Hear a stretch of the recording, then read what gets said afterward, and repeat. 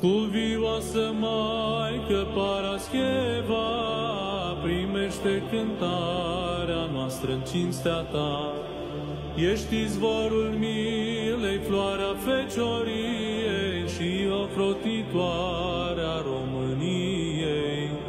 O Sfântă Maică Parascheva, binecuvintează România.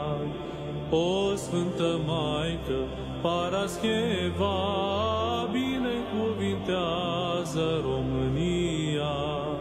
A Moldovei floare bine miresmată și a Iașului, Maică minunată, venim toți la Tine cu nădejde mare, că ești tuturora mult folositoare. O Sfântă Maică Parascheva, binecuvintează